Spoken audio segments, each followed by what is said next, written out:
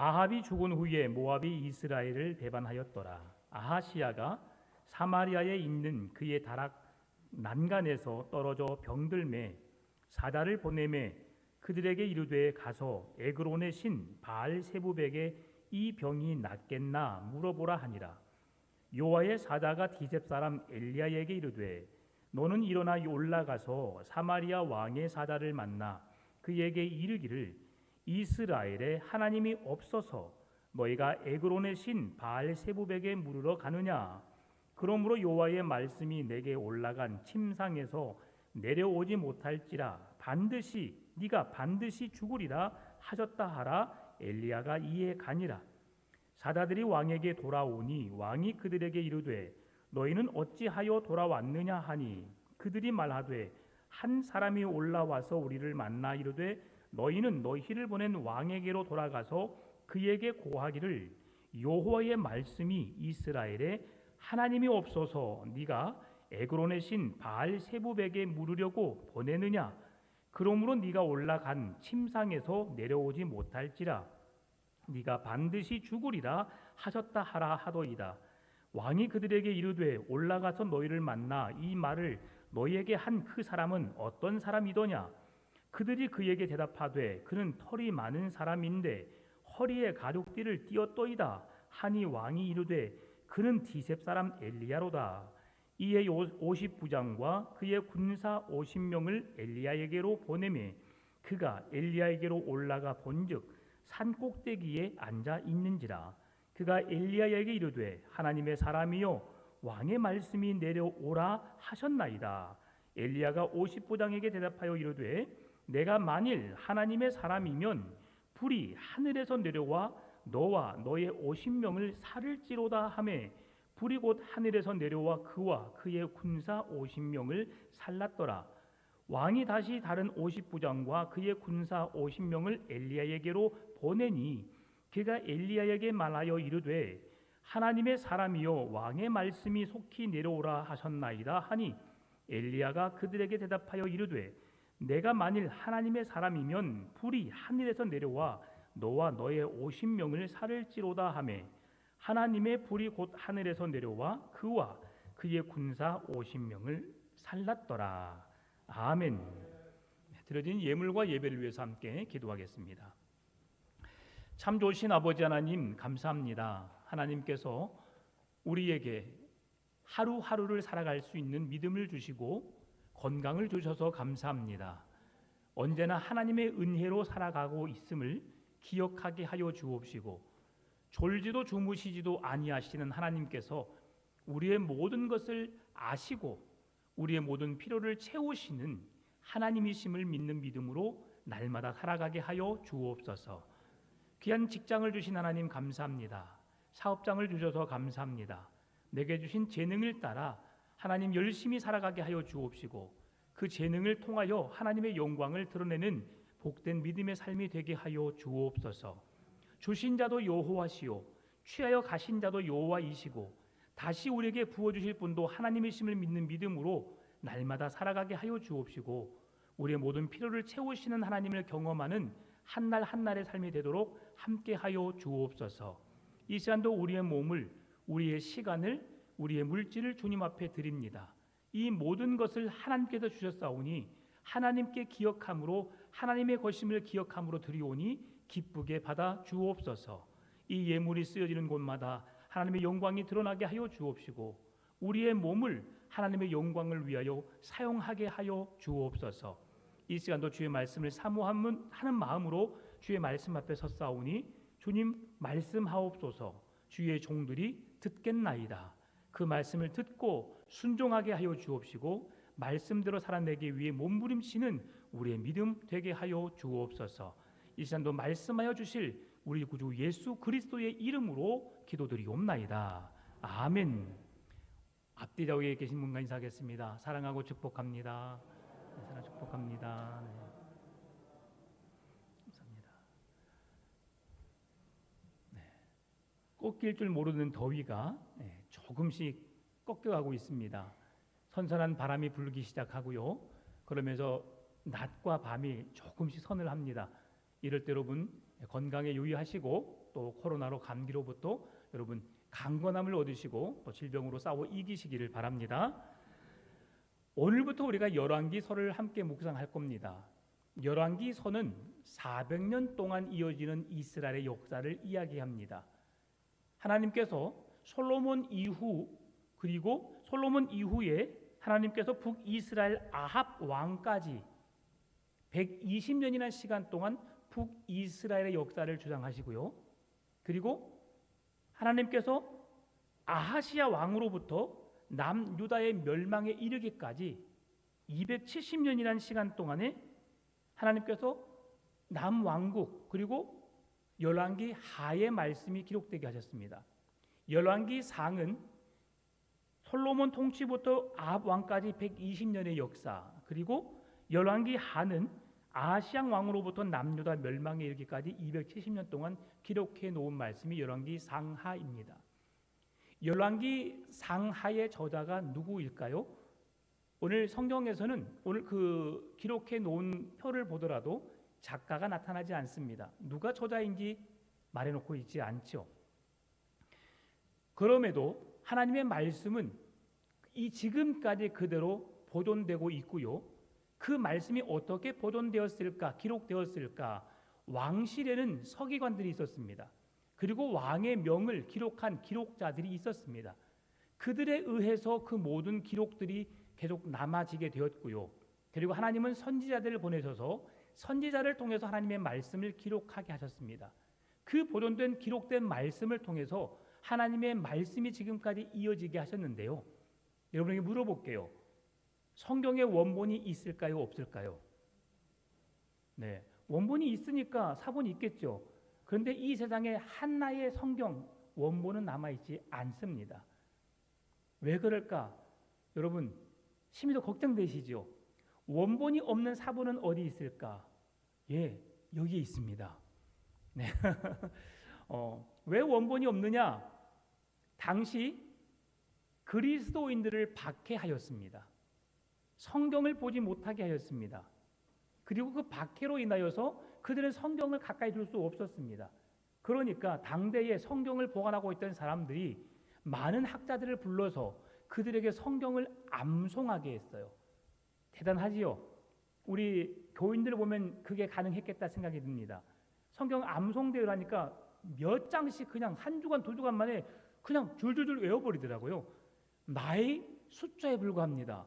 70, 80 되신 우리 어르신들께서 뭐 그냥 너무 쉽게 오시는 거예요. 외우시는 과정은 힘드셨겠지만 그렇게 하나님은 우리에게 지혜를 주셨어요. 그래서 그 지혜로운 사람들을 통해서 성경 각 권을 한 곳씩 한 곳씩 다 암송하게 했습니다. 왜요? 성경을 보지 못하게 했거든요. 당시 성경은 양피 아니면 파피루스 해가지고 갈대 잎을 통해서 성경을 기록해 놓았습니다. 그러니 그 성경의 두께는 어마어마했죠. 창세기만 해도 아마 한 움큼 될 것 같습니다. 오늘날 우리에게 좋은 인쇄술을 주셔서 이렇게 한 권의 책이 너무 작게 우리가 가지고 다닐 수 있도록 보관되었지만 그 당시는 한 권의 책만 해도 한 사람, 두 사람이 들어야 할 만큼의 큰 부피의 성경이었어요. 그런데 그것을 읽지 못하게 읽는 자들을 죽이는 그런 어떤 어려움의 시기 속에서 그들은 그 말씀을 다 불태웠고요. 불태우기 전에 그 말씀을 다 암송했습니다. 기억했죠. 기억에 남겨놨죠. 자, 또 한 번 묻겠습니다. 성경을 암송했던 우리 권사님들 지금 다시 외우라면 지금 그전처럼 다시 외울 수 있습니까? 가물가물하죠. 온전히는 아니지만 듬성듬성 생각이 납니다. 왜 그래요? 사람이 시간이 지나면 잊어버리게 되어 있어요. 그러니까 그 성경이 잊혀지기 전에 다시 그들을 불러 모았습니다. 그리고 그들에게 성경을 기록하게 했어요. 어디에서? 쿰란 동굴에서요. 그래서 한 1000년 전에 사해 사본이 발견되었어요. 사해 사본이 쿰란 동굴에서 여러 그 지역 동굴에서 발견되게 되었고요. 한 만여 권의 사본들이 발견되게 되는데 그 기록된 발견된 성경을 보게 되니까 그 성경들이 다 일치하고 있는 거예요. 네 말, 내 말 이런 말들이 서로서로 오합지졸로 섞여 있으면 어떤 것이 성경의 정경인지를 우리가 확인할 수 없는데 창세기 말씀이 거의 흡사한 거예요. 출애굽기, 레위기, 민수기에서 그 성경 장별로 다 보관했던 것을 다 학자들이 보고 그것을 그대로 창세기에 적용하고 출애굽기에 적용하고 그리고 그 외경도 있었는데 이것들은 성경의 하나님의 말씀이 아닌 사람들의 이야기 속에 펼쳐지는 그런 내용이라 해서 성경에서 제외시킨 거죠. 그리고 학자들이 채택하여서 성경을 66권 정경이라고 선택한 겁니다. 그래도 우리에게 지금 그 성경이 읽혀지고 있지요. 그래서 오늘 열왕기서에서 서기관들이나 기록자들, 선지자들에게 의해서 기록되던 성경들을 그 많은 지금 후대에 있는 우리들에게도 성경이 그대로 읽혀지게 하는 하나님의 은혜를 허락하셨다라고 말씀할 수 있는 겁니다. 원본은 없지만 원본이 있는 것처럼 사본이 유지되므로 그 사본을 통해서 우리에게 오늘까지 성경이 정경으로서 기록되어지고 보존되어서 우리로 하여금 읽게 하였다라고 말씀할 수 있어요. 그러면 예레미야의 저자가 누구일까? 예레미야가 아니고 열왕기서의 저자가 누구일까라고 했을 때 많은 사람들이 그 기록자라고 할 수 있는데 한 곳에서 탈무드에서만 이 열왕기서의 저자가 예레미야라고 할 수 있습니다. 우리가 그 전에 예레미야를 읽었지요. 예레미야서 마지막에 우리가 말씀 읽으면서 하나님께서 한 왕을 석방시키죠. 그 왕의 이름이 누구예요? 여호야긴입니다. 여호야긴의 석방 이야기가 열왕기 하에도 똑같이 기록되어 있어요. 그러니까 그 역사적인 사건 속에서 하나님의 신학적인 사상을 그대로 반영하고 그대로 이해하고 있는 사람이 누군가라고 했었을 때 예레미야다라고 해서 이 탈무드에서만 그 열왕기서의 저자가 예레미야가 아닐까라고 추측을 합니다. 그럼 명확하게 보게 되면 저자는 누구인지 알 수 없다. 그럼에도 불구하고 그 말씀이 우리들에게 전해지고 있다는 사실을 여러분 기억하시고 하나님의 말씀을 그대로 받으시기 바랍니다. 받는 자에게 은혜가 있는 거예요. 이제 이 말씀을 통해서 우리가 오늘 살펴보길 원합니다.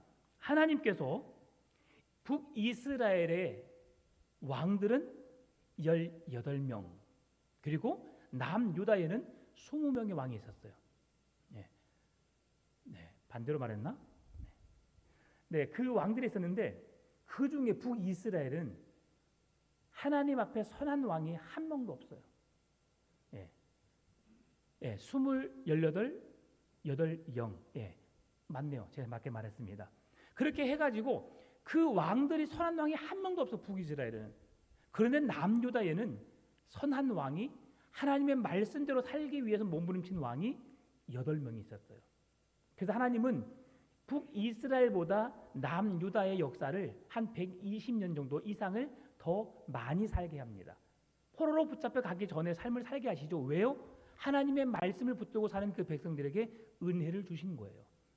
그런데요, 한 40여 명의 왕이 있었는데 이 왕들이 한 명도 죄를 짓지 않는 왕은 없었습니다. 우리가 잘 알고 있는 다윗도 솔로몬도 의로웠던 많은 왕들 히스기야 왕도 다 죄를 범했어요. 그리고 그 죄악 속에서 하나님의 은혜를 입어서 용서를 받게 되었고 다시 하나님의 거룩한 백성으로 살아가는 삶을 우리에게 보여준 것이죠. 따라서 우리 모두가 이 땅을 살아가면서 우리들 또한 죄를 지을 수 있고 얼마든지 실수할 수 있다는 사실이죠. 그것을 기억하시고 그러나 어떤 자가 은혜를 구할 수 있느냐, 하나님의 은혜와 사랑을 힘입을 수 있느냐, 주님 앞에 나아가서 용서를 구하고 회개하여 하나님의 은혜와 사랑을 힘입은 자가 구원의 은총을 받을 수 있다는 사실입니다. 이 논리로 우리가 오늘 본문의 말씀을 이제 이해하게 되면 보다 쉽게 성경을 이해할 수 있을 것 같습니다. 오늘 열왕기서의 주제는 몇 가지로 요약할 수 있습니다. 첫 번째는 하나님의 끊임없는 용납하심입니다. 하나님이 끊임없이 용납하신다는 거죠. 뭘요? 죄악까지도 용납하신다는 거예요. 그들에게 뭘 주셨냐면 하나님은 자유의지를 주셨어요. 이 자유의지는 내가 선택하고 내가 결정하게 하는 의지를 말합니다. 여러분 오늘 주일날 아침에 일어나셨지요? 어디 가지 않고 교회로 오겠다고 여러분 누가 선택하셨어요? 내가 선택한 거예요. 내가 결정한 거예요. 그리고 내가 교회로 발걸음을 옮긴 겁니다. 그러면 그 선택에 대해서 우리는 책임을 져야 되는 거예요. 이것이 하나님이 우리에게 주신 자유의지의 은혜입니다. 하나님이 아담과 하와에게 자유의지를 통해서 동산 중앙에 있는 선악과를 먹지 말라고 말씀하셨어요. 먹고 안 먹고는 누구의 마음에 달려 있어요? 아담과 하와에게. 하나님은 그 동산의 중앙의 실과를 먹지 말라고 명하셨지만 사람에게 주는 자유의지를 통해서 먹든지 안 먹든지 결정은 누가 하냐면 사람 아담과 하와가 하는 거였어요. 그런데 그들의 선택은 어떠했습니까? 먹는 거였거든요. 하나님은 거기까지도 용납하셨다는 사실이에요. 우리가 무슨 일을 하든지 어떤 죄를 범하든지 그 일을 우리의 선택에 의해서 결정하도록 놔두십니다. 하나님이 나를 싫어하셔서 나를 포기하셔서 그렇게 행하도록 내버려 두는 게 아니라는 사실이에요. 하나님은 우리의 의지대로 살아갈 수 있도록 그렇게 놔두시지만 그럼에도 포기하지 않으시고 우리를 향하여 그 시선을 멈추지 않고 있다는 사실입니다. 그런데 중요한 것은 내가 그 선택한 것에 대한 책임을 져야 되는 거죠. 아담과 하와는 자기들의 지은 죄를 책임질 수 없었어요. 그래서 하나님이 그들의 죄를 대신 책임져 주신 거예요. 이것을 향해서 우리를 하여금 은혜라고 말합니다. 내가 할 수 없는, 내가 해야 되는 그 일을 대신 누군가가 해 주었을 때에 내가 은혜를 입었다라고 말하잖아요. 내가 당신께 큰 은혜를 입었습니다. 누군가의 도움을 받고 누군가에 의해서 내 필요를 채웠을 때에 내가 당신의 은혜를 입었습니다라고 말하는 거죠. 아담과 하와는 하나님께 은혜를 입은 자들입니다. 그런데 하나님은 그렇게 아담과 하와가 죄를 범하는 그 상황까지도 그 모든 상황을 용납하신다는 사실이죠. 그런데 결과는 그 행위에 대해서 누가 책임져야 된다고요? 행한 내가 책임을 져야 되는 것입니다. 이것이 하나님이 우리에게 북이스라엘과 남유다가 어떤 죄를 범한다 할지라도 하나님은 오래 참으시고 인내하심으로 그들이 행한 모든 행위를 지켜보신다는 것이죠. 그것까지도 용납하시는 하나님이신데 결과는 뭐냐면 그들의 행위에 대한 책임을 그들이 져야 된다는 사실입니다. 그 결과가 무엇이었어요? 남유다, 북이스라엘은 아수르에 의해서 하나님이 아닌 우상을 섬기는 결과로 아수르에 의해서 세계 각국으로 흩어지게 되었고, 그로부터 남유다는 조금 더 오래 나라를 유지할 수 있었지만 바벨론에 의해서 그 나라는 포로로 붙잡혀가게 되었어요. 무엇 때문에? 그들의 죄악의 결과가 그렇게 나타나게 된 겁니다. 그리고 두 번째로 나라의 왕국의 흥망성쇠가 철저하게 하나님과의 관계에 의해서 좌우된다는 겁니다. 아수르에 의해서 이스라엘이 멸망당한다는 것, 이스라엘 생각도 못했을 거예요. 바벨론을 포로로 붙잡혀간다는 것, 이것 또한 그들이 생각하지 못했습니다.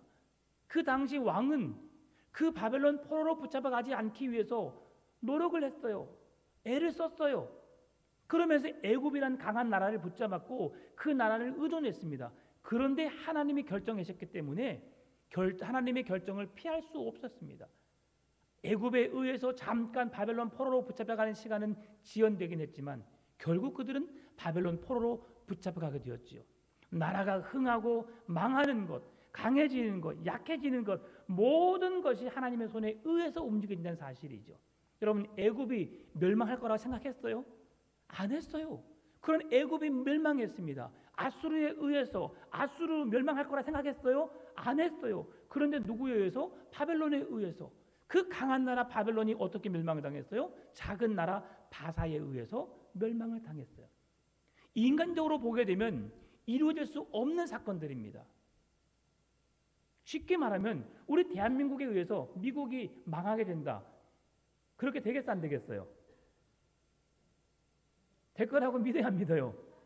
이건 믿는다고 되는 게 아니에요. 경제 성장률이 미국이 1위입니다. 1위예요, 1위. 우리나라는 18위예요. 그러면 따라갈 수 있어, 없어요? 없어요. 우리로서는 못하는 거예요. 그런데 누가 하시면 되는 거예요? 하나님이 그 역사를 이루시면 대반전이 일어나는 거예요. 일어나는 거예요. 지금 그런 역사를 하나님이 주관하고 계시다는 사실이에요. 누가 하신다고요? 하나님이. 그리고 그렇게 바사왕 고레스에 의해서 하나님이 약속했던 그 약속된 말씀이 다시 이스라엘의 회복을 허락하셨는데 그렇게 될 것이라고 누가 생각했겠어요? 하나님이 하시니까 된다는 사실입니다. 그리고 세 번째로는 하나님께서 언약을 신실하게 지키시는 분이라는 것을 오늘 열왕기서에서 말씀해 주고 있어요. 이 말씀이 매우 중요합니다. 언약을 신실하게 이루시는 하나님. 자, 하나님께서 아브라함에게 약속을 주셨어요. 아브라함에게 주신 언약을 은혜 언약이라고 말합니다. 당시 언약 체결은 두 사람이 함께 언약을 세우는 것인데, 언약을 체결하는 방법은 그렇습니다.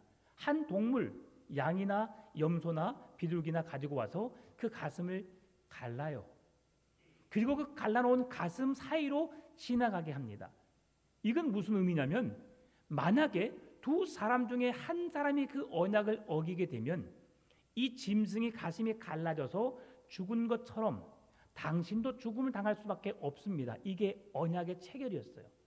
그러면 그 언약이라고 하는 것을 지켜내면 좋겠지만 지키지 못하면 어떤 어려움이 있어요?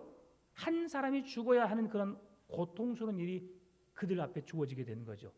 그런데 하나님이 아브라함을 부르셨을 때, 아브라함을 부르셔서 내가 너에게 지시할 땅으로 가라, 네가 바라보는 모든 땅은 내가 너에게 복으로 주시겠다고 약속하셨어요. 그리고 하늘의 별처럼 바다의 모래알처럼 수많은 민족을 이루게 하시겠다 말씀하셨어요.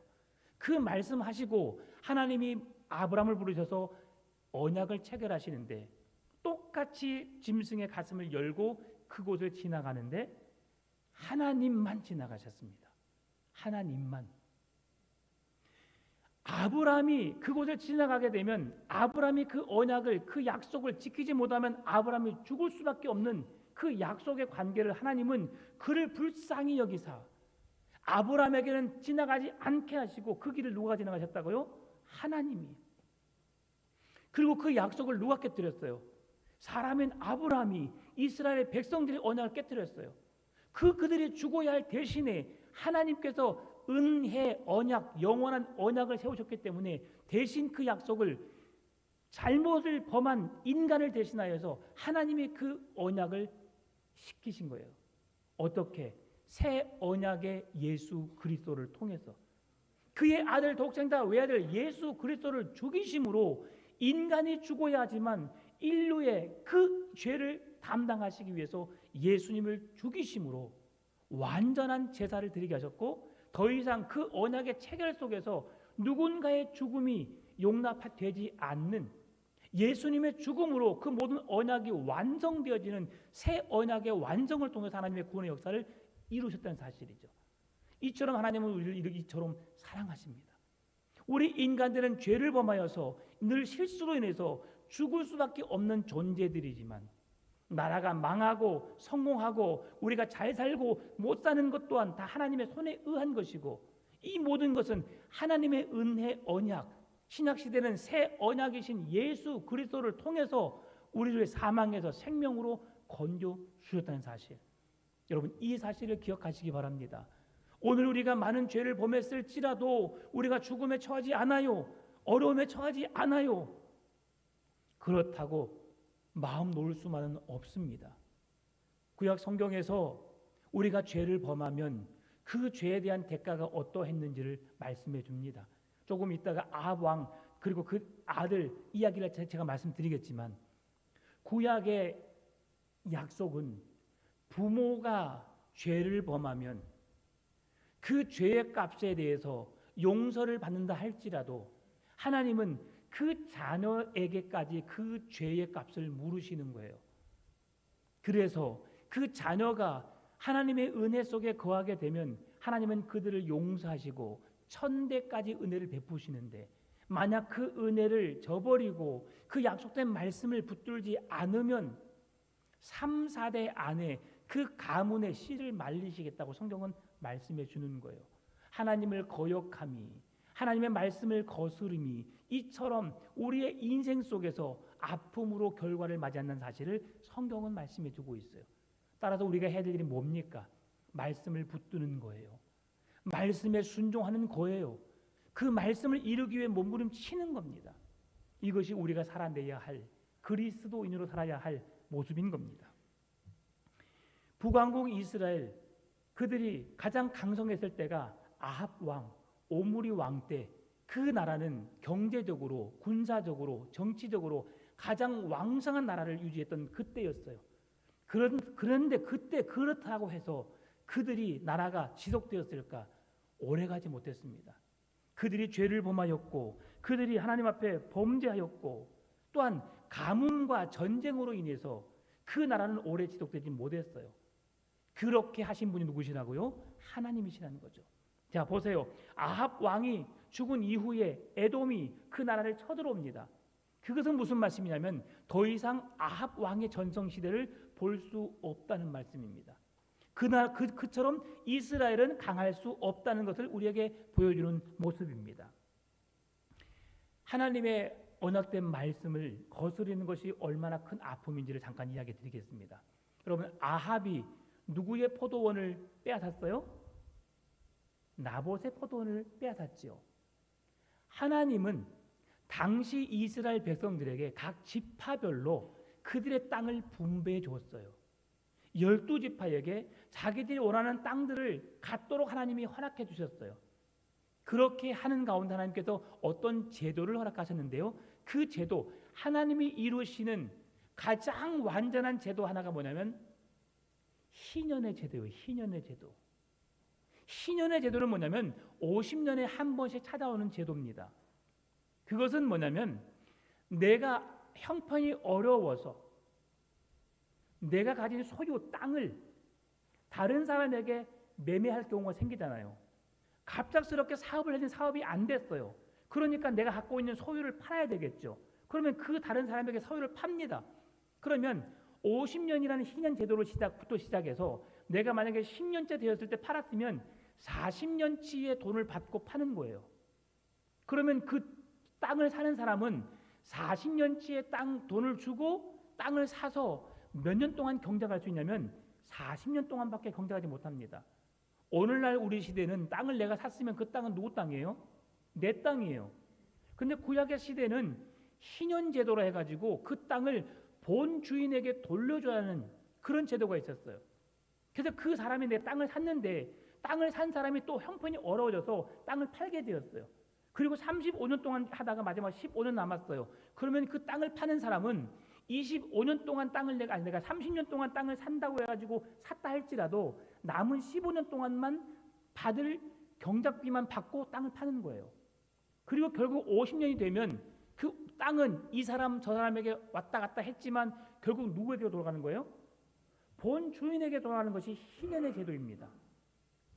그래서 하나님은 그들의 아픔과 고통을 다시 회복시켜주는 은혜의 언약, 은혜의 약속이 바로 희년의 제도를 통해서 그들에게 약속을 성취하게 하신 거예요.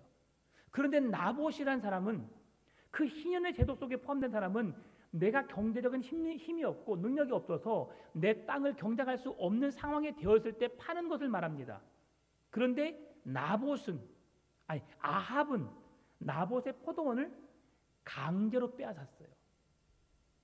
그의 아내 이세벨을 통해서 그런 술수를 통해서 그에게 하나님의 것으로 이게 막 자기 마음대로 해석해서 하나님의 땅을 취하였어요.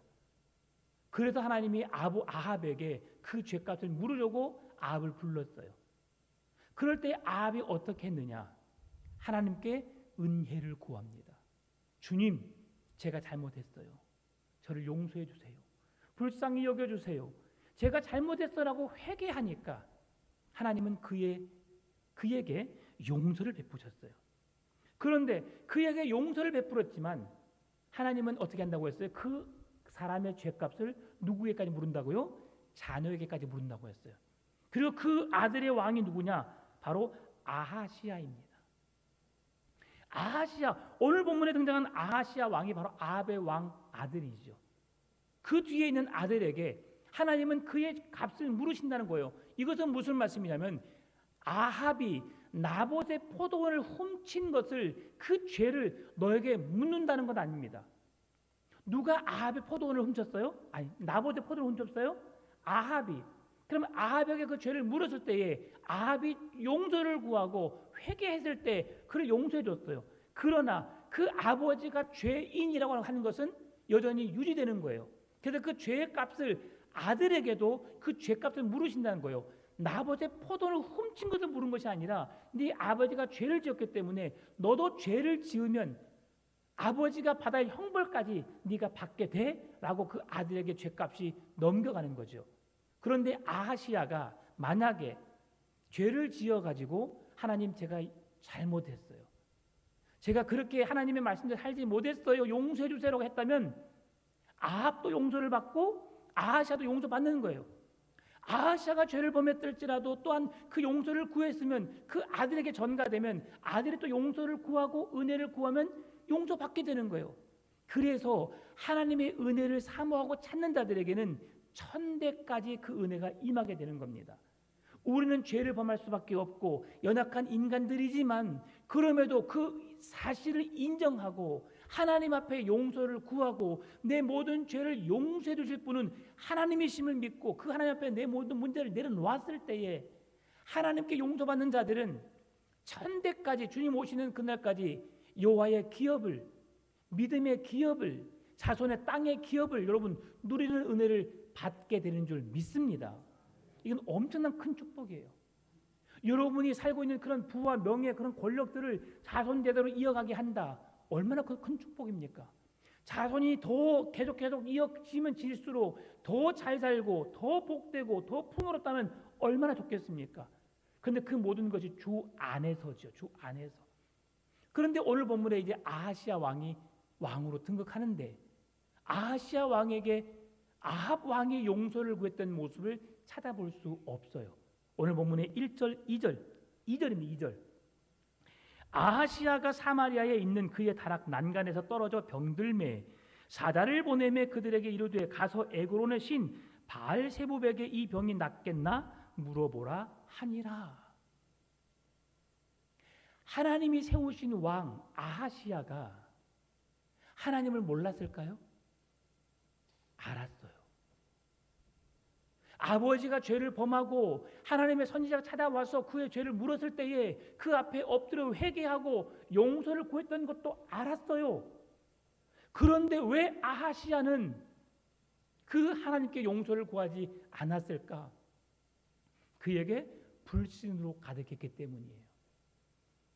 여기서 우리가 하나 짚고 넘어갈 문제가 있습니다. 하나님을 안다고 해서 하나님이 어떤 분이신지 안다고 해서 우리가 구원받을 수 있는 것은 아니라는 거예요.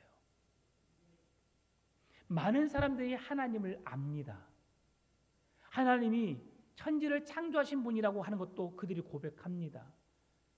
모든 신 중에 가장 뛰어난 신이라고 고백합니다. 스님이 길을 가다가 물에 빠지면 뭐라고 말한대요? 아이고 아버지 하나님 나 좀 살려주세요 그런대요.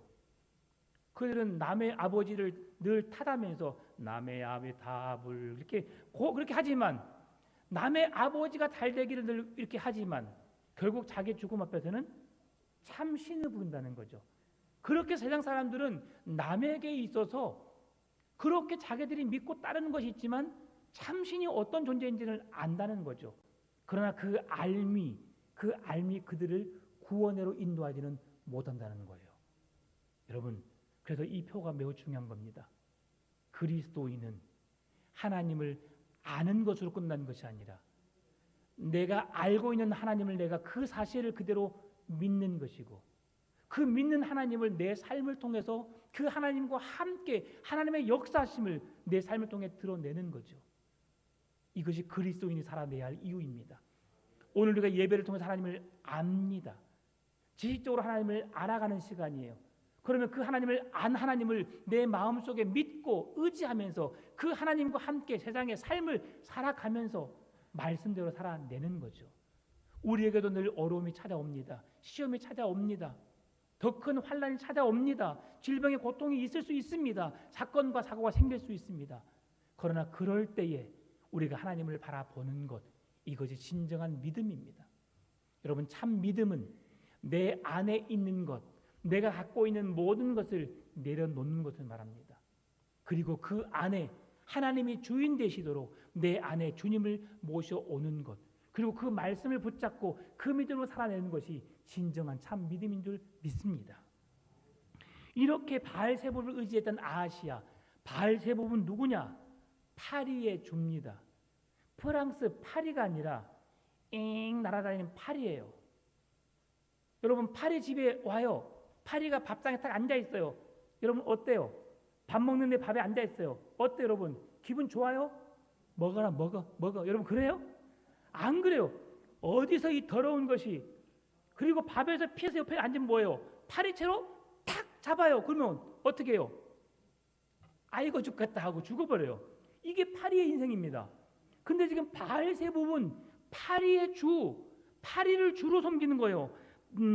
날벌레의 주인이라는 뜻을 갖고 있어요. 날벌레, 파리, 그런 하찮은 피조물에 그들이 자기들의 생명을 주관하시고 자기들의 나라를 이끄신다는 그 신으로 섬기는 어리석은 자이지요. 그에게 보내서 내가 죽을지 살지 한번 물어봐라라고 말하는 거죠. 인간의 생사, 화, 복을 주관하신 분 누구세요? 하나님이세요. 온 우주 만물을 창조하신 분이 누구세요? 하나님이세요. 여러분 파리는 누가 만들었어요? 하나님이 만들었어요. 하나님이 만드신 피조물을 우리가 섬긴다? 이건 멍청한 짓거리예요.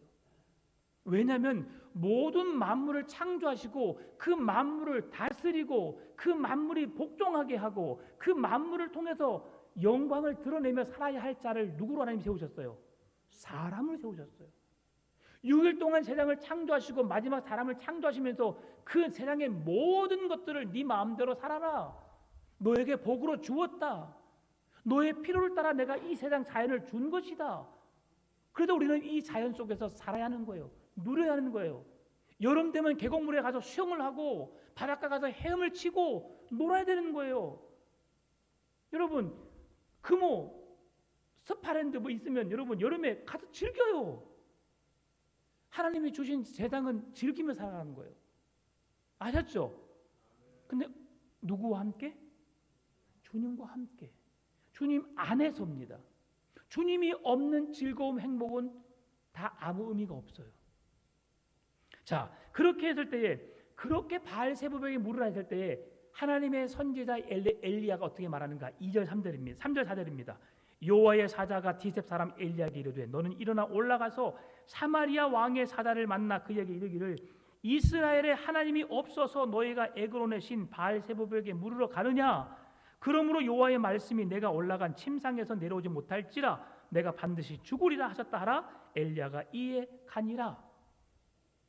바알세붑을 의지하는 아하시아가 분명히 침상에서 일어나지 못하고 죽으리라. 여러분 이 말씀을 통해서 우리가 생각해 볼 수 있습니다. 불순종의 결과가 하나님의 심판을 초래한다는 거죠. 순종하는 자에게는 하나님은 은혜를 베푸시고 복을 주십니다. 그러나 불순종하는 자에게는 심판을 베푸신다는 거죠. 오늘 본문의 제목입니다. 여러분 오늘 본문에 주목해서 볼 말씀이 있습니다. 오늘 본문의 6절과 8절 말씀 보게 되면 아니죠. 그 4절과 6절 말씀 보게 되면 2절과 6절 말씀 보게 되면 바알세붑에게 물으라는 말씀이 두 번 나옵니다. 2절과 6절의 말씀 보게 되면 또 다시 보게 되면 10절과 12절 말씀 보게 되면 하나님의 사람이면 불이 내려와서 너희들을 삼킨다라고 말씀을 두 번 해줍니다. 바알세붑 그를 의지하는 결과가 불신앙으로 하나님의 심판을 초래한다는 것을 보여주고 있고요. 하나님의 사람을 하나님이 지키시고 붙드심으로 그의 생명을 보존하신다는 사실을 우리에게 보여주고 있습니다. 지금 아하시아 왕이 엘리야를 데려오라고 말하고 있어요. 왜 데려오라 말할까요? 여러분이 아하시아예요. 지금 아하시아가 여러분 왕인데 엘리야 선지자가 뭐라고 말했어요? 너는 침상에서 내려오지 못하고 반드시 죽게 된다라고 말했어요. 네가 우상을 섬김으로 하나님의 심판을 피할 수 없게 되어서 죽는다라고 했어요. 그럼 여러분 엘리야를 왜 데리고 올까요? 하나님이 그렇게 말씀하셨어. 잘했어 라고 칭찬하라고 부를까요? 왜 부를까요? 죽이려고 부르는 거예요. 죽이려고. 그 사람이 누구냐? 여러분 아하시아가 여러분 뭔가를 보고 있냐면 네가 반드시 죽는다라는 메시지를 하나님이 엘리야를 통해 하셨잖아요. 그러면 어디에 그가 중심을 둬야 되냐면 내가 하나님이 아닌 우상을 섬김으로 내가 죽음에 처하게 되는구나. 그걸 누가 말씀하셨다고요? 하나님이.